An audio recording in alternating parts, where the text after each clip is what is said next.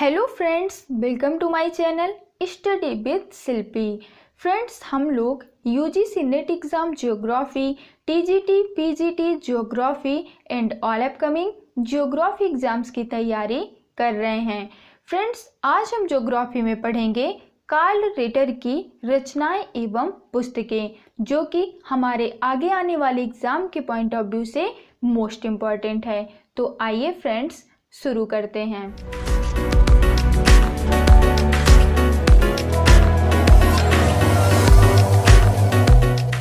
Okay friends, Karl Ritter की रचनाएं एवं पुस्तकें।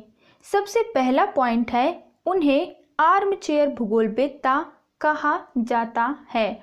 फ्रेंड्स, ये एग्जाम में कई बार पूछा भी गया है कि आर्मचेयर भूगोलवेत्ता किन्हें कहा जाता है। तो आपको याद रखना है कि कार्ल रिटर को आर्मचेयर भूगोलवेत्ता कहा जाता है। नेक्स्ट है, रिटर ने विविधता में एकता, यूनिटी इन डाइवर्सिटी के विचार को विकसित किया था।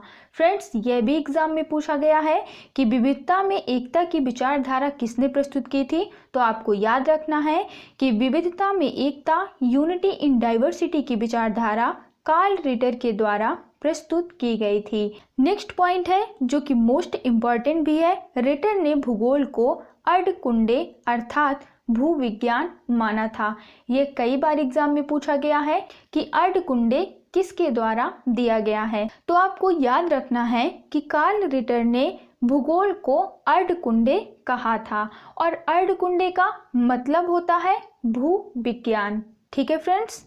नेक्स्ट पॉइंट है, रिटर के भौगोलिक अध्ययन की पद्धति को निगमनात्मक पद्धति डिडक्टिव मेथड कहा जाता है।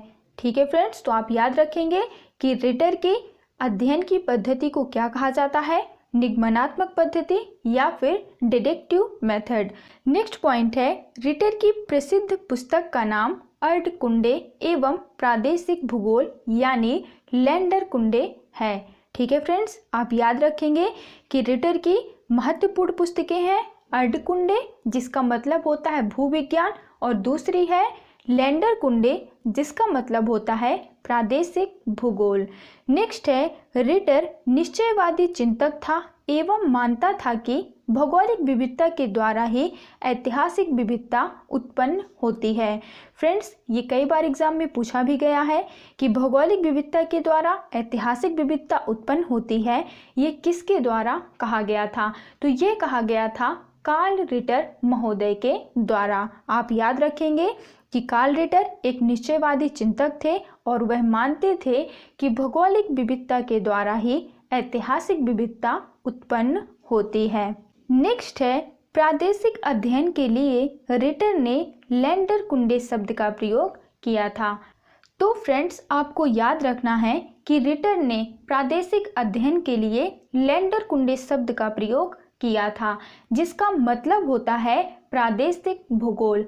और फ्रेंड्स, उन्होंने भूगोल के लिए अर्धकुंडे शब्द का प्रयोग किया था, जिसका अर्थ होता है भूविज्ञान।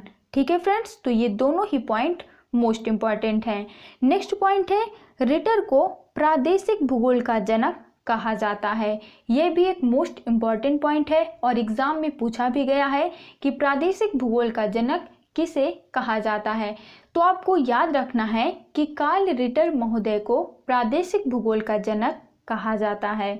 तो फ्रेंड्स, ये थी कार्ल रिटर की प्रमुख रचनाएं एवं उनकी प्रमुख पुस्तकें, जो कि कई बार एग्जाम में पूछी जा चुकी हैं और आगे आने वाले एग्जाम में भी पूछी जाएंगी। आई होप कि आपको ये वीडियो पसंद आया होगा। मिलते हैं हमारी नेक्स्ट वीडियो में। Thank you for watching this video.